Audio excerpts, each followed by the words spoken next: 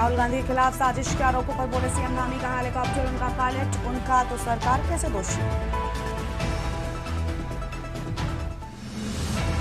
अल्मोड़ा में सीएमओ पद पर 3 दिन में 2 बार बदलाव, स्वास्थ्य विभाग के प्रशासनिक पर उठे सवाल। उत्तराखंड में एसआईआर अभियान सोमवार से होगा, बीएलओ का मोबाइल फोन रिचार्ज करेगा आयोग। इच्छा टेंडर मामले में नैनीताल हाईकोर्ट सख्त, टेक्निकल बिड खोलने पर लगाई रोक, नवदा में शर्तों को कोर्ट में चुनौती, अगले हफ्ते फिर सुनवाई। देहरादून में 13 सूत्रीय मांगों को लेकर शिक्षकों का आंदोलन, प्रदेश जूनियर हाई स्कूल शिक्षक संघ ने 8 जून को सचिवालय कूच कर किया ऐलान, प्रदेश भर से देंगे शिक्षक। लक्सर अवैध मीनार हटाने की कार्यवाही फिर शुरू, मस्जिद पर शुरू किया ध्वस्तीकरण, प्रशासन निगरानी में टेक्निकल टीम हटाएगी बड़ी मीनार। आप देख रहे हैं के न्यूज, खबरों का सारथी। धर्मनगरी हरिद्वार में अब खाने के नाम को लेकर नया विवाद खड़ा हो गया है। आपको बता दें कि अखंड परशुराम अखाड़े के नेतृत्व में संत समाज ने शहर में चल रहे वेज बिरयानी के बोर्डों का विरोध करते हुए दुकानों और ठेलों पर वेज पुलाव के स्टिकर लगाने का अभियान शुरू कर दिया है। संतों का कहना है कि हरिद्वार आस्था और सनातन परंपरा की नगरी है, ऐसे में यहाँ धार्मिक और सांस्कृतिक मर्यादाओं के अनुरूप ही खाद्य पदार्थों का नामकरण भी होना चाहिए। और आपको बता दें कि संत समाज ने साफ किया कि उनका विरोध किसी के रोजगार से नहीं बल्कि नाम को लेकर है। अभियान के दौरान दुकानों से सौहार्दपूर्ण तरीके से संवाद कर भविष्य में वेज बिरयानी की जगह वेज पुलाव लिखने की अपील की गई। संतों का कहना है कांवड़ यात्रा और कुंभ 2027 जैसे बड़े आयोजनों से पहले तीर्थ नगरी की सांस्कृतिक पहचान को बनाए रखने के लिए ये जन जागरण अभियान आगे भी लगातार जारी रहेगा।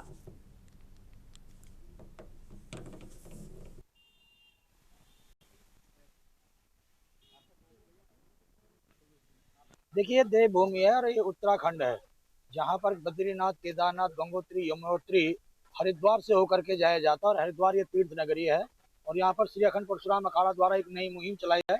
जहाँ भी जाकर देखो वहाँ पर यही लिखा हुआ है कि वेज बिरयानी, जो कि बिरयानी शब्द जो है हैदराबाद से आया हुआ है जिसमें मांस मिला होता है चावल में, उसे लोग बिरयानी कहते हैं। और ये मुसलमानों का जो है ये भोजन माना जाता है। परंतु हम सब जो है हिंदू हैं, सनातनी हैं।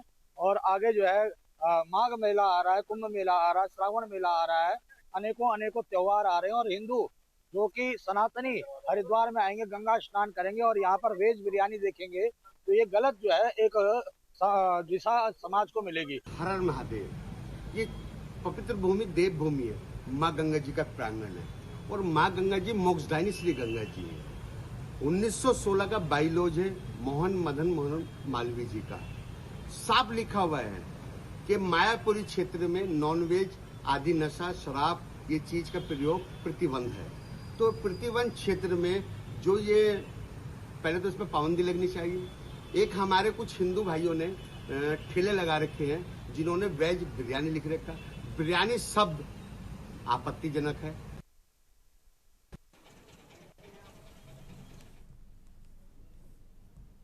और इसी खबर पर बातचीत के लिए हमारे साथ हमारे संवाददाता मनोज कश्यप जुड़ चुके हैं। मनोज जी, क्या कहना चाहेंगे? सांस्कृतिक पहचान से कोई समझौता नहीं, वेज बिरयानी को वेज पुलाव के स्टिकर लगाने की बात संतों की ओर से की गई, क्या है पूरी जानकारी?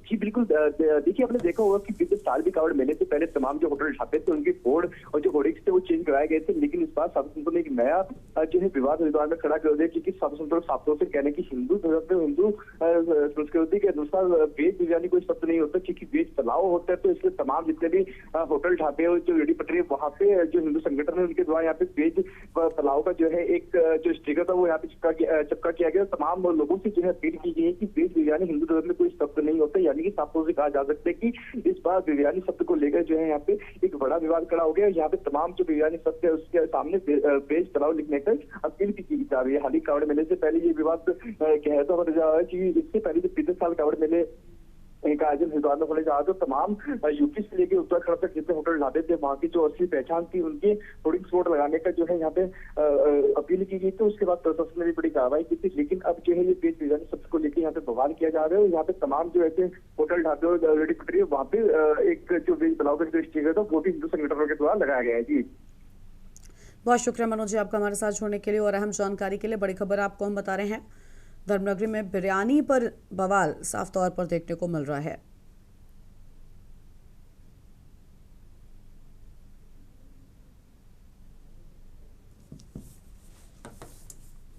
आगे बढ़ेंगे खबरों की ओर। हरिद्वार के कनखल क्षेत्र में देर रात उस वक्त हड़कंप मच गया जब गंगा नदी के बीच बने टापू पर 55 वर्षीय महिला के फंसे होने की सूचना पुलिस को मिली। सूचना मिलते ही कनखल थाना पुलिस मौके पर पहुंची, लेकिन गंगा में तेज बहाव के कारण तुरंत ही रेस्क्यू संभव नहीं हो सका, जिसके बाद जल पुलिस को बुलाया गया। पुलिस टीम ने नाव की मदद से टापू तक पहुंचकर महिला का सफल और सुरक्षित रेस्क्यू किया। रेस्क्यू के बाद महिला को 108 एम्बुलेंस के जरिए जिला चिकित्सालय भेजा गया, जहां उसे प्राथमिक उपचार दिया गया। महिला की पहचान मामवती पत्नी लखन निवासी पलवल के रूप में हुई है। प्रारंभिक जानकारी के अनुसार वो गंगा स्नान के दौरान टापू पर फंस गई थी।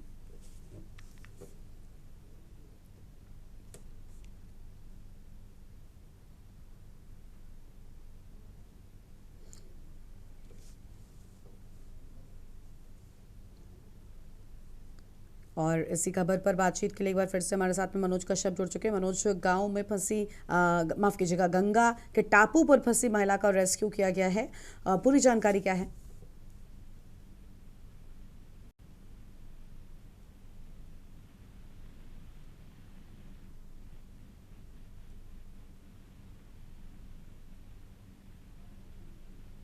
आवाज मिल रही है आपको मनोज?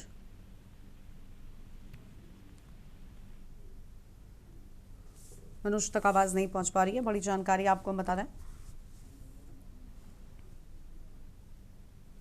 आगे बढ़ेंगे खबरों की ओर। नैनीताल में स्थित जीबी पंत उच्च स्थलीय प्राणी उद्यान इन दिनों पर्यटकों के आकर्षण का प्रमुख केंद्र बना हुआ है। सुहाने मौसम और छुट्टियों के चलते बड़ी संख्या में पर्यटक जू पहुंच रहे हैं और यहां पर मौजूद दुर्लभ वन्य जीवों का दीदार कर रहे हैं। इस उच्च पर्वतीय जू में Siberian tiger, snow leopard, red panda, markhor, blue ship Thar, peasant बाघ, बुलदार, लंगूर और काला हिमालयन भालू जैसे दुर्लभ जीव रखे गए हैं, जिन्हें आमतौर पर मैदानी क्षेत्रों के जू में नहीं देखा जा सकता। पर्यटकों का कहना है कि उन्हें पहली बार इतने नजदीक से टाइगर, लेपर्ड और हिमालयन भालू देखने का मौका मिला, जिससे उनका अनुभव यादगार बन गया।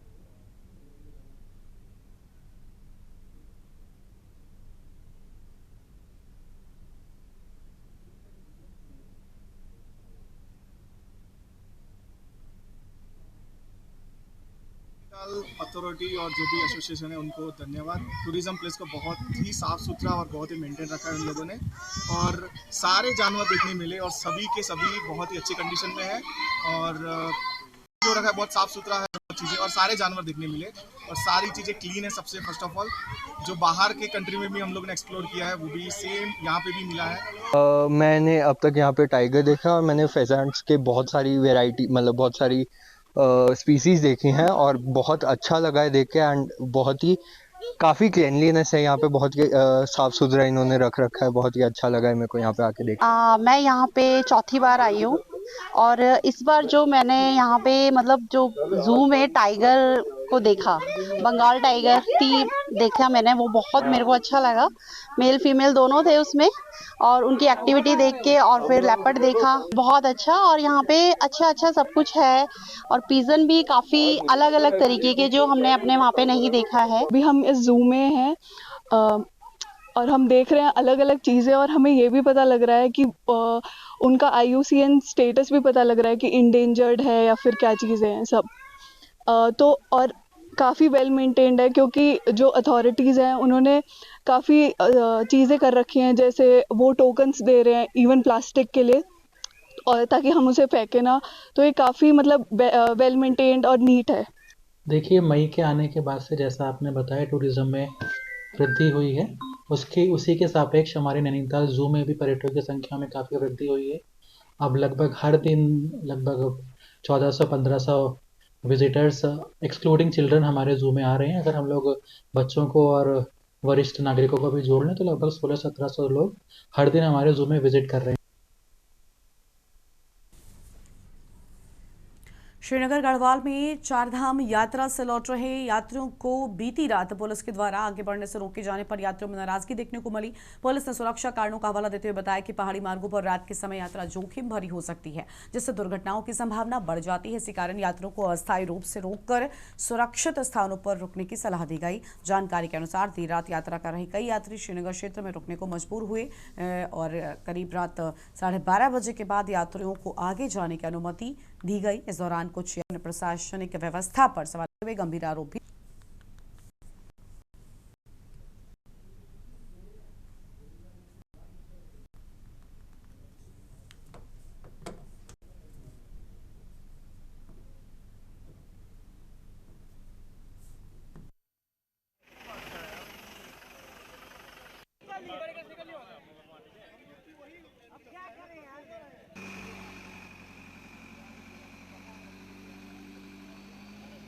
सर कुछ माम नहीं है सर, छोटी सी प्रॉब्लम है। बच्ची का पेपर था, किसी का रिजर्वेशन है, किसी को कहीं जाना है। केदारनाथ नहीं जा रहे, कोई केदारीनाथ जाए, जो दर्शन कर चुका बद्रीनाथ से। हम लोग बद्रीनाथ गए, बद्रीनाथ से दर्शन नहीं करे, कल से परेशान है। किसी का पेपर है, इस बच्ची का पेपर, इतना परेशान हूँ कि रख गया, इसीलिए मैं दर्शन नहीं करके गया हूँ। दर्शन ना करने के बाद कल 2 दिन दिया गया। उत्तराखंड में इतना लुटाई है जिसकी याद नहीं। आप कभी हमारे मध्य प्रदेश में आइए, की चीज 9 में मिलेगी, 11 में नहीं मिलेगी। कुछ नहीं है सर, कुछ नहीं है, सिर्फ लुटाई, यहाँ धांधली, यहाँ सिर्फ सबको कमीशन मिलता है। लोग रोक दीजिए कि इतनी पब्लिक को हम एक्सेप्ट नहीं कर सकते। ना आए कृपया। मेरा उत्तराखंड में मत आइए, मेरा उत्तराखंड ना आइए, हम इतने लोगों को नहीं संभाल सकते हैं। हम लोग 5 बजे सुबह 5 बजे सही खड़े हैं। 9 बजे रात को हम लोग को रोक दिया गया था, बद्रीनाथ वाले रूट सुबह पे सुबह 5 बजे छोड़ा गया। हमको एक्स्ट्रा हम लोग को जबरदस्ती होटल करा गया, 25,000 रुपए का हम लोगों ने होटल किया। आज हम लोगों ने 30,000 का होटल किया। हम लोग मैं रीवा जिले से हूँ और मैं बद्रीनाथ केदारनाथ से आ रही हूँ। मेरी बच्ची का पेपर है TRS कॉलेज में। दर्शन भी नहीं किए हमने दर्शन भी नहीं किए, गंगोत्री यमुनोत्री नहीं गए क्योंकि उसके पेपर की डेट आ गई सर। डेट एकदम आती है वहाँ पे, ऐसा नहीं कि पहले से निश्चित हो।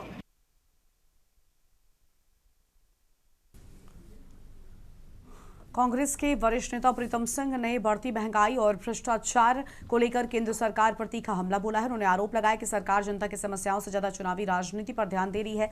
प्रीतम सिंह ने कहा कि देश में महंगाई लगातार बढ़ रही है और आम आदमी की जेब पर इसका सीधा असर पड़ रहा है। उन्होंने दावा किया कि जब अमेरिका और ईरान के बीच तनाव बढ़ रहा था तब राहुल गांधी ने पहले ही महंगाई बढ़ने की आशंका जताई थी, लेकिन सरकार ने उस चेतावनी को गंभीरता से नहीं लिया। उन्होंने प्रधानमंत्री के बयानों पर भी सवाल उठाते हुए कहा कि एक तरफ लोगों को पेट्रोल डीजल कम इस्तेमाल करने की सलाह दी जाती है तो वहीं दूसरी ओर सरकारी काफिले विदेश दौरे लगातार जारी हैं। कांग्रेस नेताओं ने आरोप लगाया कि देश में भ्रष्टाचार चरम पर पहुंच चुका है और बिना लेन देन के लोगों के काम नहीं हो रहे हैं।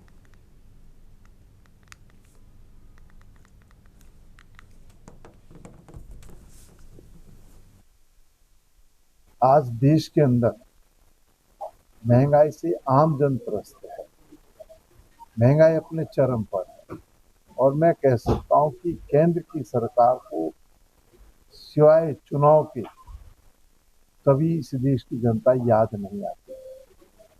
आप देखिए, अमेरिका और ईरान युद्ध जो है जब चल रहा था उसके बाद चुनाव हुआ, लेकिन सरकार ने उसको कोई ध्यान नहीं दिया और राहुल गांधी ने उस समय ही कहा था कि महंगाई भी बढ़ेगी और आर्थिक सुनामी भी आएगी, लेकिन सरकार नहीं चेती।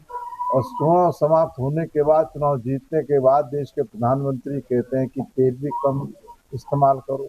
देश के प्रधानमंत्री कहते हैं कि जो पेट्रोल डीजल है उसको भी कम इस्तेमाल करो। और तो और उन्होंने कहा 1 साल तक सोना भी मत खरीदो।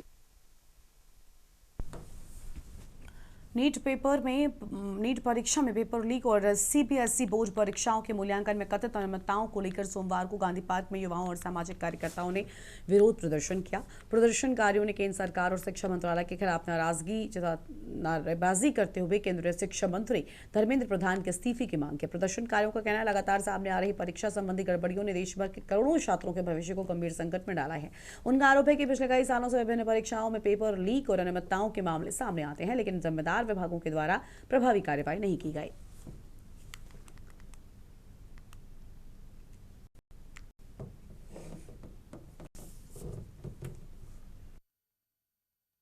जिंदा नागरिक होने का सबूत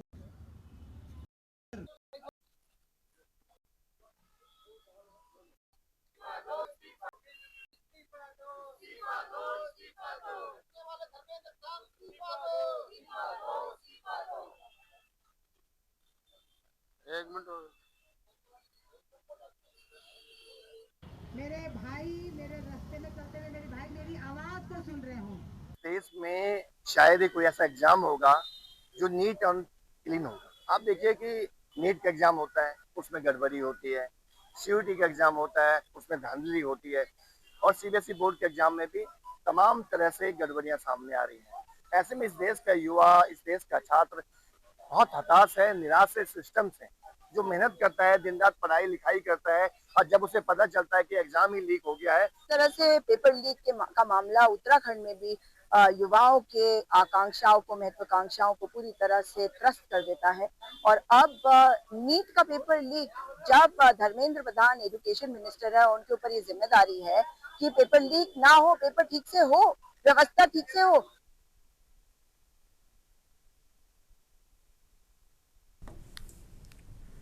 तहसील प्रशासन ने माजरी ग्रांट के लाल तप्पड़ क्षेत्र में सरकारी भूमि पर किए गए अवैध कब्जे और प्लॉटिंग के खिलाफ बड़ी कार्रवाई करते हुए बुलडोजर चलाकर निर्माण ध्वस्त कर दिया। इस कार्रवाई से क्षेत्र में भूमाफियाओं में हड़कंप मच गया। जानकारी के अनुसार प्रशासन को लंबे समय से सरकारी जमीन पर कब्जा कर अवैध प्लॉटिंग किए जाने की शिकायत मिल रही थी। शिकायतों की पुष्टि के बाद तहसील प्रशासन की टीम मौके पर पहुंची। अवैध कब्जों को हटाते हुए पूरी भूमि को कब्जा मुक्त कराया गया। इसके बाद मुक्त कराई गई भूमि को ग्राम पंचायत माजरी ग्रांट को सुपुर्द कर दिया गया। ग्राम प्रधान निशा देवी ने कहा कि इस भूमि का उपयोग जनहित से जुड़े कार्यों में किया जाएगा।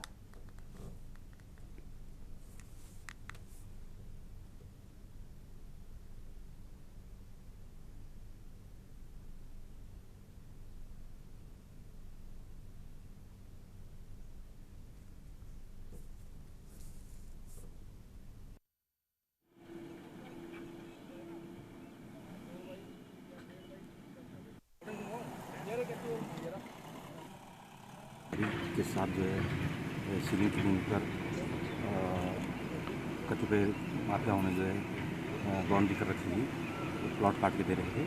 इसकी ध्वस्तीकरण की कार्रवाई की जा रही है और ये करीब 2 बीघा भूमि है। इसके अतिरिक्त ये 7-8 बीघा भूमि पे जो है फसल हो रखी है। उस भूमि को जो है, उस फसल को जो है ग्राम सभा के हैंडओवर करके किया जाएगा।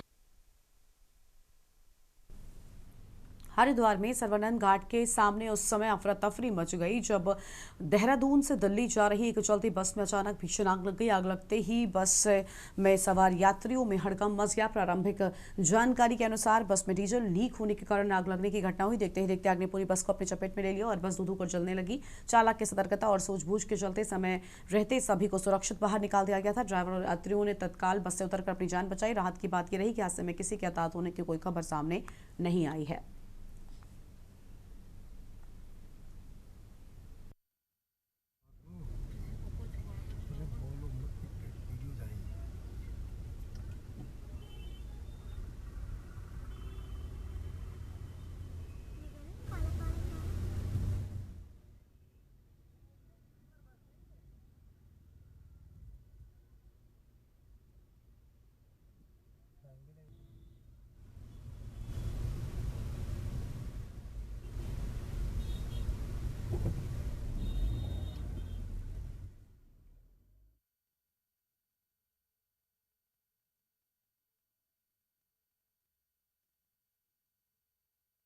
देहरादून जिलाधिकारी एवं स्मार्ट सिटी लिमिटेड के मुख्य कार्यकारी अधिकारी डॉक्टर आशीष चौहान ने स्मार्ट सिटी परियोजना की प्रगति, हैंडओवर और संचालन अनुरक्षण कार्यों की विस्तृत समीक्षा की। बैठक में बताया गया कि कुल 22 परियोजनाओं में से 21 पूरी हो चुकी हैं, जिसमें से 10 परियोजनाएं संबंधित विभागों को हस्तांतरित भी की जा चुकी हैं। समीक्षा बैठक के दौरान जिलाधिकारी ने शेष 11 पूर्ण परियोजनाओं के हैंडओवर में हो रही देरी पर गंभीर रुख अपनाते हुए कारण सहित विस्तृत रिपोर्ट तलब की। उन्होंने स्पष्ट निर्देश दिए कि कार्य में अनावश्यक विलंब स्वीकार नहीं किया जाएगा। इसके साथ ही निर्माणाधीन ग्रीन बिल्डिंग परियोजना की प्रगति मात्र 40% पाए जाने पर डीएम ने नाराजगी जताई और कार्यों में तेजी लाने के निर्देश भी दिए हैं।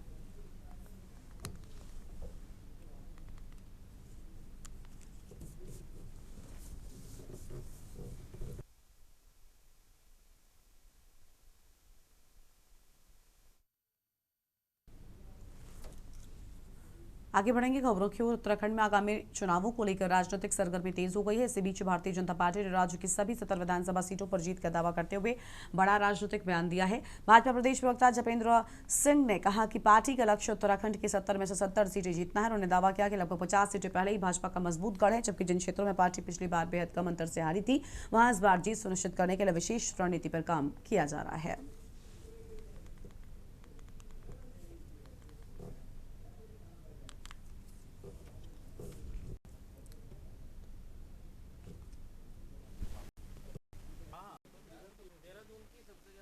50 सीटें भारतीय जनता पार्टी का गढ़ हैं और जिन सीटों पर हम पिछली बार या जिन बूथों पर हम बहुत कम वोटों से हारे हैं, तो भारतीय जनता पार्टी का और भारतीय जनता पार्टी के साथ उन सभी कार्यकर्ताओं का जिन्होंने भारतीय जनता पार्टी की सदस्यता ली है, सभी का प्रयास है कि हम अधिकतम सीटों पर जीत दर्ज करें।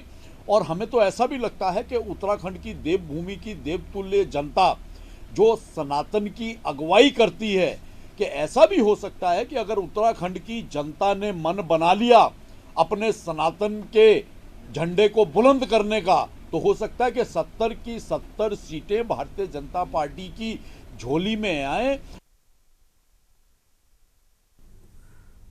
लंबे समय से इंतजार कर रहे नेताओं और कार्यकर्ताओं के लिए आगामी सरकार ने विभिन्न विभागों, परिषदों, बोर्ड और नियमों में दायित्वों का पिटारा खोल दिया है। दायित्वधारियों की बढ़ती लिस्ट को लेकर कांग्रेस की तर्ज पर चलने की चर्चा के बीच भाजपा प्रदेश अध्यक्ष महेंद्र भट्ट ने पलटवार किया। महेंद्र भट्ट ने कहा, भाजपा और कांग्रेस में जमीन आसमान का अंतर है। हम कार्यकर्ताओं को एडजस्टमेंट के लिए दायित्वधारी नहीं बनाते, बल्कि पार्टी और सरकार के सहयोग के लिए बनाते हैं।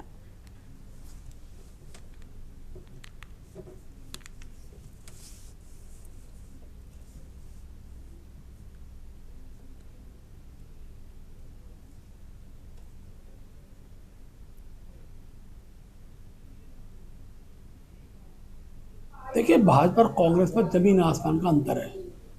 हम लोग कार्यकर्ता को एडजस्टमेंट के लिए दायित्वधारी नहीं बनाते, हम पार्टी के अंदर और सरकार में समन्वय के लिए दायित्वधारी बनाते हैं। और हमारी अभी सूची जो है 1/3 भी नहीं है कांग्रेस की। इसलिए क्या है कि जो भी कार्यकर्ता उसको सरकार में सहयोगी के रूप में लेना, ऐसे लोग ले जा रहे हैं। हो सकता है कुछ और नाम भी इसमें सम्मिलित होंगे। आगे बढ़ेंगे खबरों की ओर।